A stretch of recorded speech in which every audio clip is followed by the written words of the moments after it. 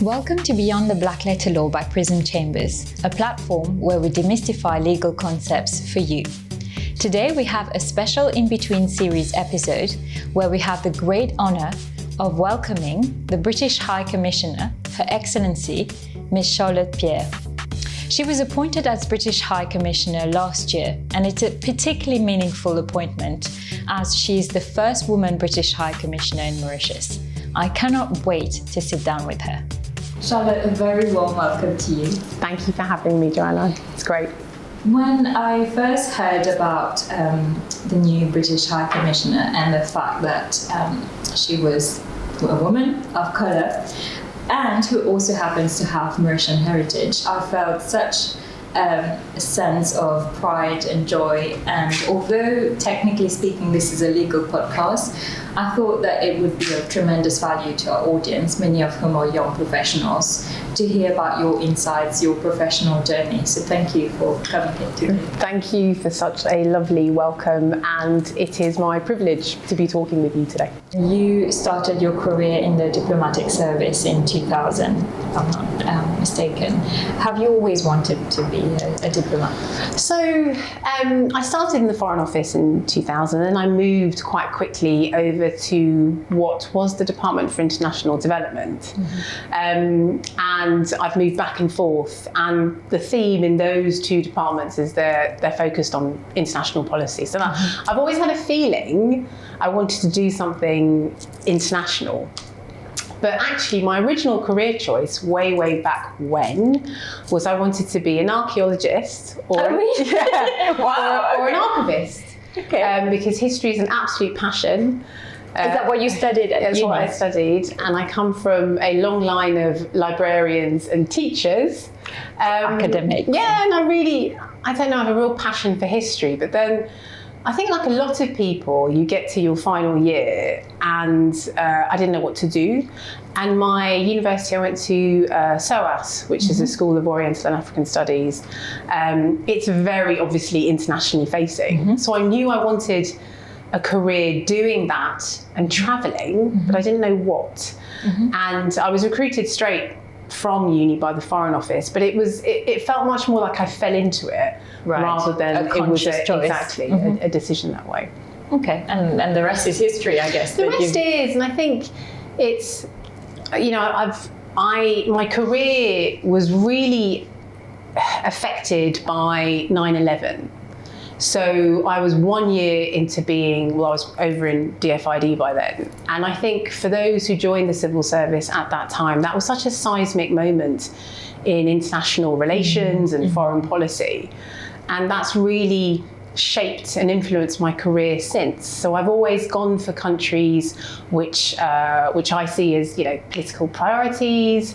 I've always wanted to, you know, the themes I've focused on before I came here were around national security. I see that moment in time really shaping my career, definitely. And you spent a lot of time in Africa, in West Africa, and then you spent some time in the Middle East as well. And again, were these conscious decisions to apply for these particular postings? Absolutely. I mean, particularly the Middle East, I studied it, and as I said, we had that moment in 2001 that changed everything.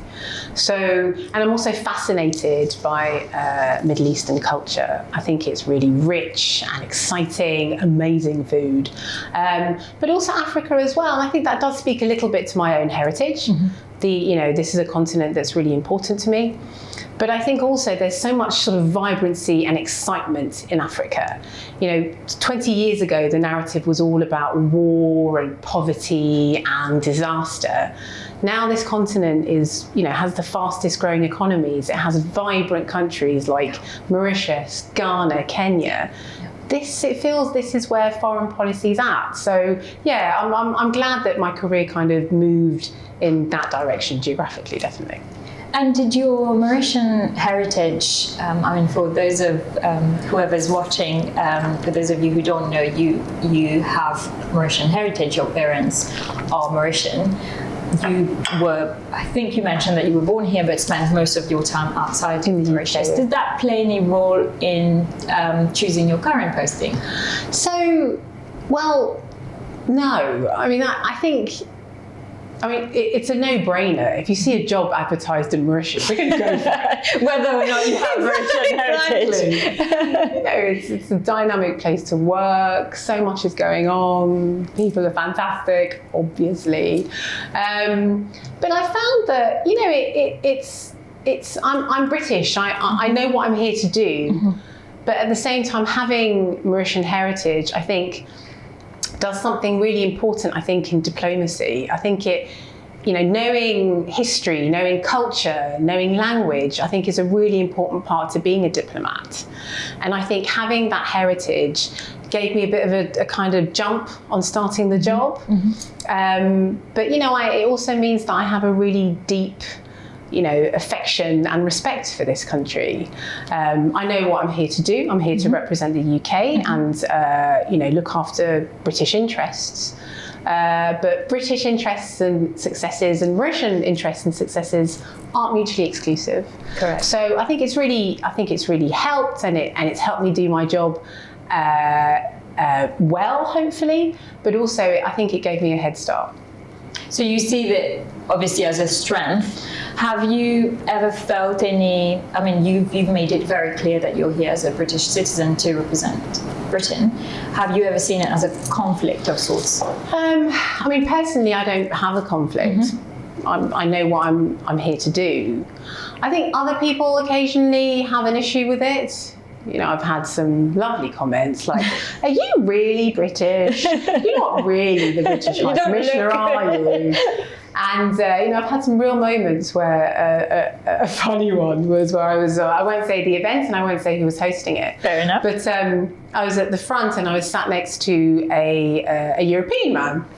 And one of the staffers came up and they went over and they wanted to tell the High Commissioner what the High Commissioner was meant to say. And they went to him and they started to talk to the High Commissioner and they went to the High Commissioner and he was like, "She's the High Commissioner."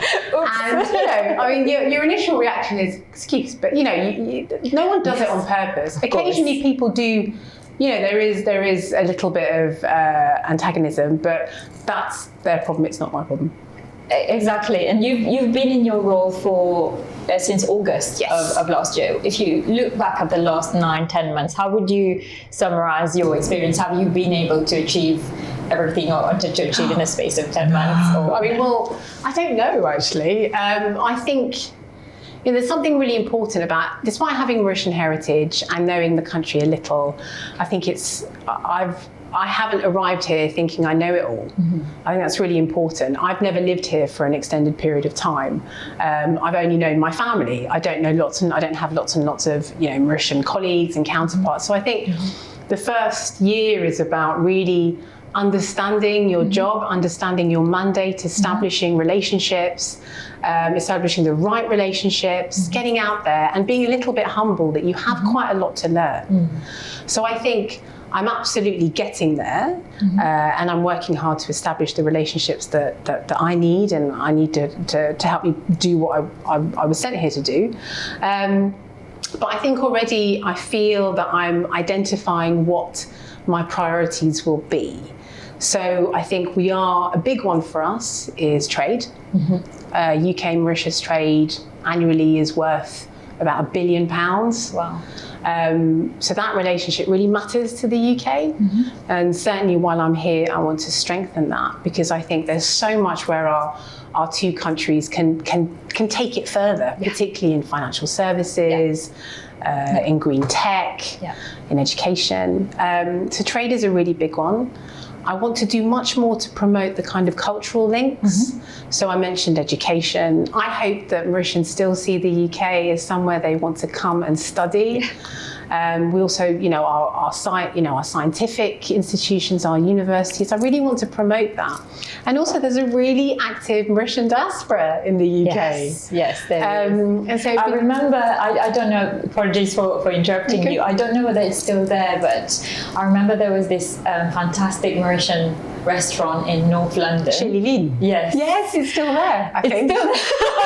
I'm not going that was the only place I knew in London where I used to go there quite often because, you feel like, I really fancy some dal curry or things that you can't get anywhere else. And that's been actually one of the the problems with me being here. I have like gone to town on Mauritian food. And my husband's always like, Mauritians, they love their carbs, don't they? And I'm like, yes, rice, starch, everything. Including for breakfast. Exactly. It's very common to have roti and dal. Yeah, so that's been great. And also, I mean, we, I don't know, sort of in 2012, the winner of UK MasterChef was a British Mauritian. Sure. And so there's so much, I mean, that's just one, sort of element of the cultural relationship. So trade, culture, and also just genuinely supporting Mauritius in terms of its regional leadership in Africa. That's really important, and that stems from Mauritius in the Commonwealth, Mauritius in the African Union, but then also Mauritius as a regional education, financial services hub. I really want to support and strengthen that bit of the relationship as well. Yeah, and I think that's really important to go back to basics and re-explore the deep roots that we have. I think it's easy to get lost in the headlines and think of the the negative side of things. And I, as you said quite rightly, I think for a long time, and I hope to this day it's still the case, the UK was always the number one choice to go and study. I studied in the UK myself. Good choice. Never regretted it. I was in London myself. I was at King's College, which I loved. Choice. SOAS is also a very, very good school. And I loved my time in London. I also spent some time in Paris, and I could feel already the vast difference between the two. As much as London is culturally rich and diverse, you had a much more I would say less diverse aspect to living in France. And already that you although I was Mauritian, I never felt like a foreigner in London. And I think that these are some of the things that we should not forget about Britain and the richness of the culture. And speaking about that, has race or gender ever been an issue for you being a diplomat? I think I've had some of my most difficult racial moments overseas, actually. More so than in the UK. I think the UK has, and you know this, Joanne, the UK has changed massively. I truly do believe we are one of the most diverse and inclusive societies in Europe. And even just, sort of the foreign service, the diplomatic service demonstrates that. But overseas, I've had some really, not particularly nice moments, some kind of overt racial difficult moments, but also some really awkward unconscious bias, where I've kind of walked in with a white member of staff who working to me. They assume that they were the partner host government has just assumed that they're the boss, and it's like, well, no, actually she is, and you sort of like go ha ha ha ha about it, but there's an important one, and the important thing is to know that no one, 9 times out of 10 it's not meant. It is an unconscious bias, but even though it's an unconscious bias, it has to be addressed. Of course. So that there have been moments like that. On gender, yes. Because you're the first female British High Commissioner in Mauritius. And we've got a really great diplomatic corps at the moment, which is very female heavy, and a lot of people remark on that, and it's great. But I think certainly in some of the countries I've worked in, they're still quite culturally patriarchal. So whereas the right things are said in terms of gender, and I'm talking about sort of male to female, but I know gender encompasses lots of different elements. But here I'm talking, I identify as a female, so that's what I'm focusing on. There is still an element occasionally of like being patted on the head and being tolerated. Well done. And sort of they expect you to only want to talk about things like I don't know, gender issues, or just specifically around HR, and actually, well, no, I want to come and talk to you about maritime security, so it's kind of addressing those expectations, whereas a female head of mission is kind of assumed to be fluffy, and I still feel that it's changing slowly, but it's still there. And it's that conditioning, as you said, that they've got to unlearn, and you've got to try to teach them gently without being Absolutely. Overbearing, but at the same time, yes, there's so much to unpick and relearn. And I've felt it through my career. I always, I have funny views about these kind of things, because I do, the principle of it, of things like positive discrimination, I'm not necessarily for it, because I do feel it should be about competence. But at the same time, I recognize and acknowledge it's also about opportunity and lack of opportunity. So I may be, super qualified for something, but if I'm not given the opportunity because it's a closed circle, then I'll never progress. Absolutely. So I see the benefit in that. You spoke about your husband earlier, and I understand he's a diplomat as well. How do you juggle that? You take turns? We do. So we actually take turns, and I have followed him on a posting. He's followed me on a posting, and I think now, particularly after COVID, there is much more remote working. So he's able at the moment to work remotely with London, so he's able to do that. But I think, particularly in the UK at the moment, caring commitments, and again I'm talking about children rather than elderly parents, but there's much more of a sentiment that they are shared.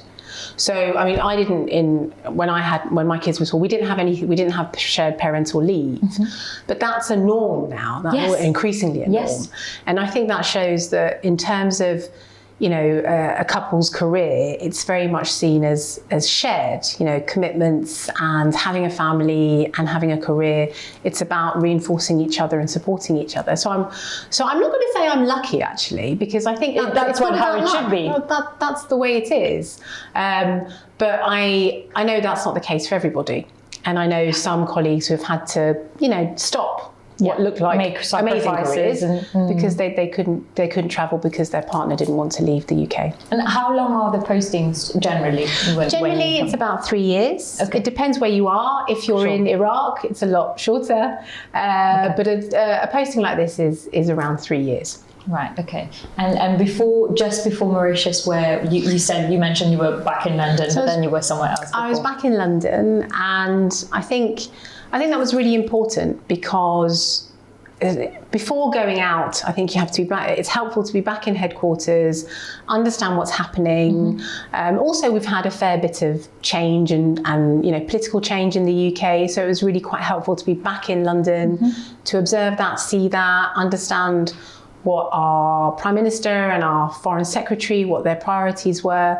And I think knowing that gives you a really solid kind of bedrock to then go out and into the world and do your job. And how do the kids live through that?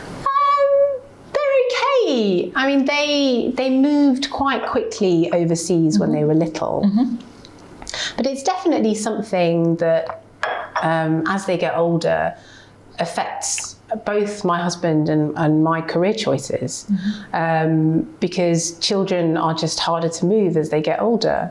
But also, ensuring quality of education, ensuring that they have a really stable peer group. COVID, I think, has really affected kids. Were you back in London at the start of the pandemic? I was back in London, and kids, at the start of it, for a good sort of 6 to 9 months, they were taught at home, and I think it's really affected kids, their mental resilience. But I think on the flip, there are some clear downsides of moving children around a lot. But on the other side of it, I have seen many my colleagues' children, and increasingly my own, the confidence that comes with moving is there. It's really clear. And I must say that, now I've been really lucky, the kids have adjusted quite well. But they also have quite a sort of inherent confidence, because they have had to move around. And I think that's great. And I think that, it can't be understated enough how much you learn outside of school. I've always been a big proponent of, and I don't mean it in a bad way, Mauritians love collecting pieces of paper, but I think the richness of experience that you get outside of the classroom as well, and I think travel contributes a lot to that in terms of widening your perspective, learning about different cultures, and then shaping them as the adults that they will be tomorrow. Do you think they would ever be interested in a career in diplomacy? I don't. My daughter maybe. I think possibly, but I would say that. I don't know. I'm really lucky to have fallen into a career that's allowed me to travel and allowed me to move around. It's not for everyone, but I would absolutely encourage them both to get into it.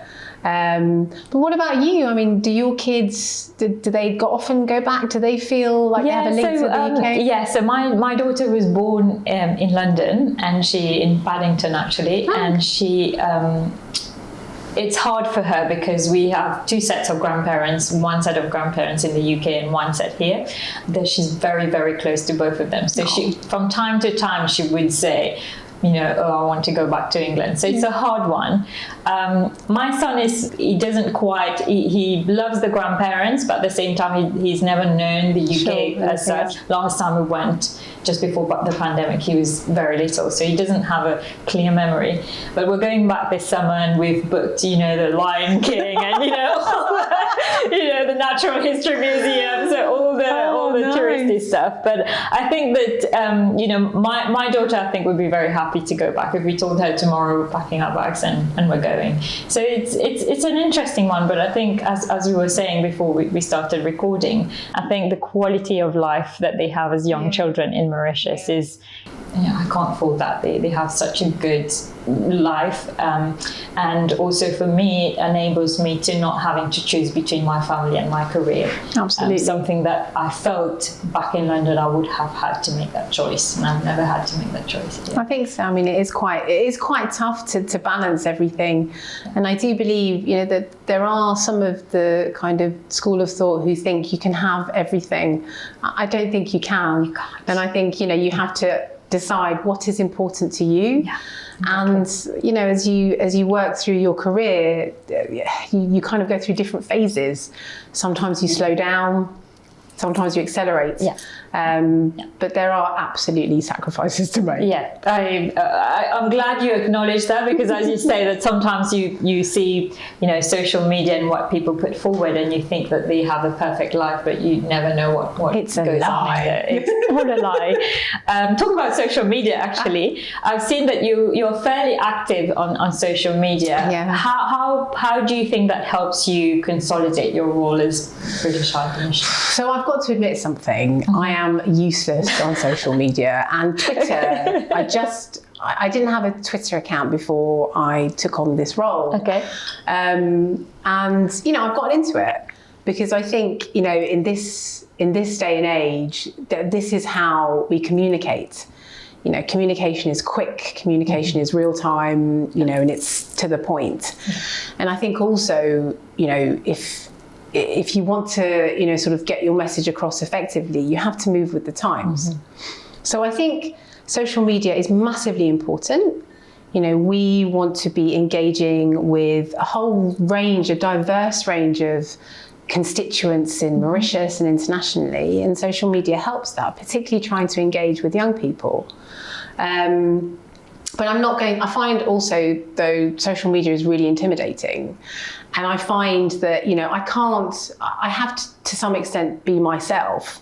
And that's a little bit dorky and not very cool. So, when on social media, I'm not going to just try and pretend I know what's going on. Sure. I think you have to be a little bit authentic on social media, otherwise it looks a bit naff. Do you choose yourself what to put, or you have a whole, comms team, analysing every word, every comma, and okay. Okay. So it is authentic. It is the real authentic. you. Yeah. I mean, I have colleagues in the High Commission, and we work on it together. But I think it's important to be as much of yourself, your professional self, on social media. Because you hear these awful stories of people being really lovely and caring and cuddly on social media, then in reality they are awful human beings, which obviously is not me. But I think at the same time, though, there are some things that social media is great for. It's great for getting a message out, particularly if there's a crisis or, you need to, something that's really in real time. But I think when you have quite difficult issues or sensitive issues or issues that provoke a real reaction, I don't think it's the best medium at all. I think, good old school conversations between human beings. Because I've seen, when you get a really difficult issue on social media, you can see that it just turns into these awful. And then you have trolls, polarizing, keyboard warriors. Absolutely. So, and I felt this before, which is why I personally, I don't go on Facebook because there are some such strong opinions about certain things, and it can get quite unpleasant. So social media is really important. I think you've got to be professionally your authentic self. You can't be anyone else on it. But I use it. I think it serves certain purposes, not all. Yes, and I think it also the way we use it as well is that I think that people have different mediums of learning now. We're talking about school and education, and I think the engagement and reaction we get through the podcast is that we have many young people thinking, for example, we're running this in-house counsel podcast at the moment, thinking, I never thought about being an in-house counsel. I didn't know that's what it was like. So it opens people's minds to different things that they had never explored before. And I saw a post recently, I can't remember whether it was last week, and we love this foundation. We've worked with them sometimes, the Global Rainbow Foundation. I just think it's lovely what they do. And I've known Mr. Paswaman back at the time when he was Minister of Education. Right, okay. And it's just, what he does now is just completely selfless because he's retired and he genuinely cares about the disabled children and stuff. And I think that's one of the great uses of social media, just to spread awareness and I think that's great. No, the foundation, I think it's doing things in a way that is really about empowerment, because it's about offering a range of services, but also skills and knowledge that allow the people who are working with the foundation to really do what they want and have choices and go for what they want to do. And that's why I think it's kind of a 21st century take on being a supportive agency.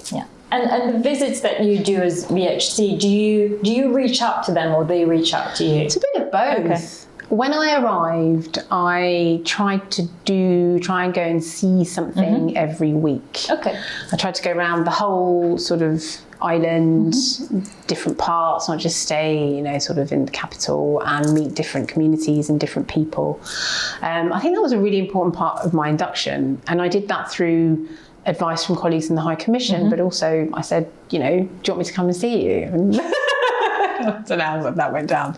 And I'm absolutely, I'm really interested still in getting out of, the office and meetings and seeing the real Mauritius and the real Mauritian people. I think you can't do your job unless you have that as a kind of one of the checks and balances.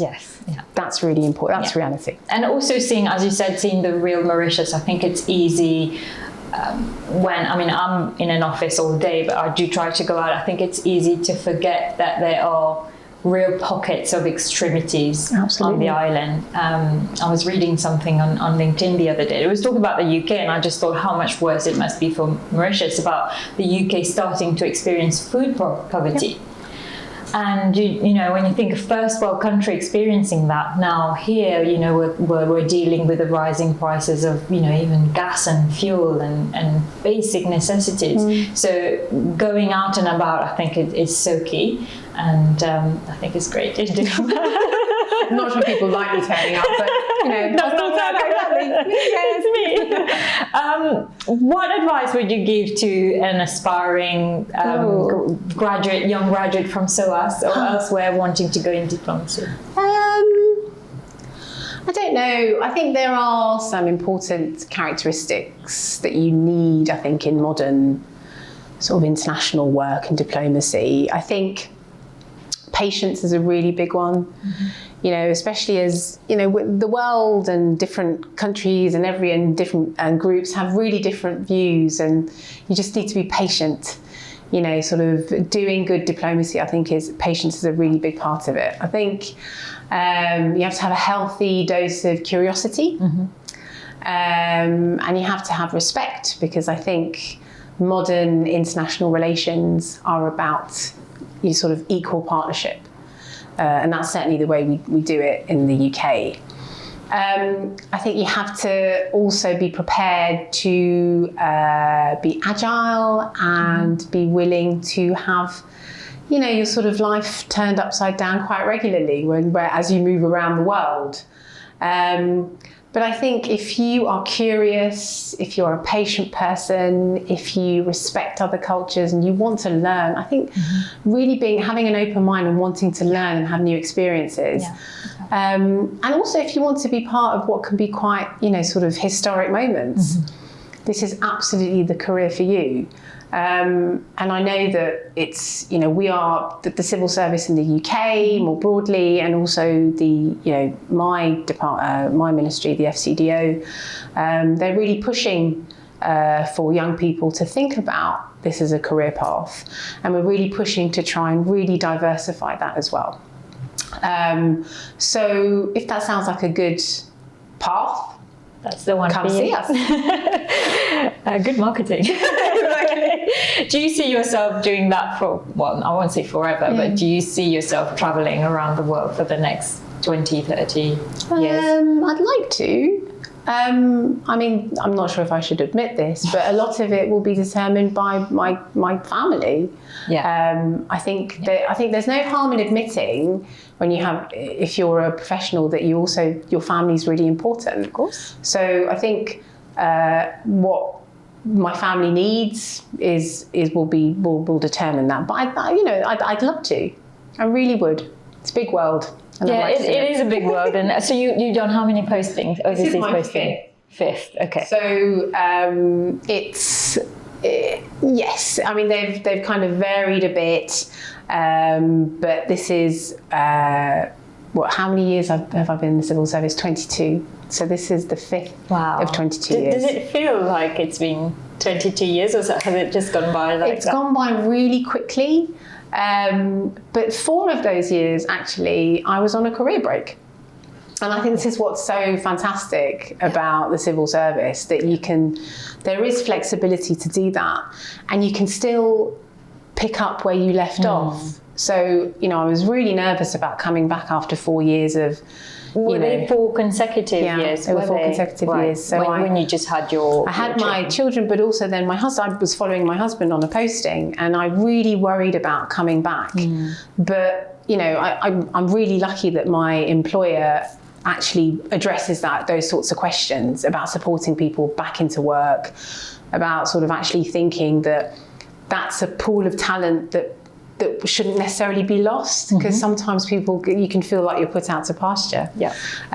So I was really, again, I'm not going to say that's lucky, because I think that's the right thing to do. Yes. Otherwise you lose so many at the moment what tend to be women. Yes. Yeah. So it's been, I was able to come back, and I was able to, to sort of start my career again, where you left off. Yeah. And I think that the world generally, even here in Mauritius, is experiencing a really big paradigm shift in that sense at the moment. I mean, everyone's talking about the Great Resignation. It's real. I myself have lost 2 wonderful colleagues recently because they've had opportunities to move abroad. So I think it's really opening people's mind to, we can't continue operating in the way we did before, and treating people in the way we did before, and just giving people, we spoke about parental leave. We're not quite there yet here in Mauritius. Still a long way to go. Keep on pushing. Exactly.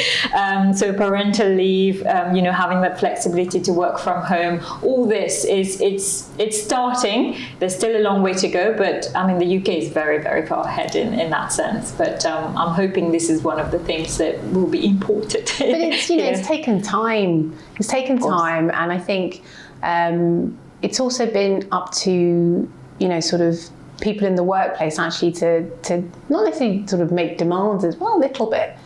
You have to, employment is a two-way traffic, and sort of employees as well have to engage to make things better. And I think what we've seen in the UK civil service in the past 10 years is just much more kind of creative thinking about how to recruit and retain a whole range of diverse talent. But it's taken time, definitely. Yeah. Charlotte, thank you so much for being with us today. It's been a real honour, and I know that I'm probably gushing too much, but it's keep it going. Love it. But it's really proud of. I mean, as I said, women of colour of Mauritian heritage. It's really wonderful. I really appreciate it. And I wish you all the best for the rest of your mandate. And you too.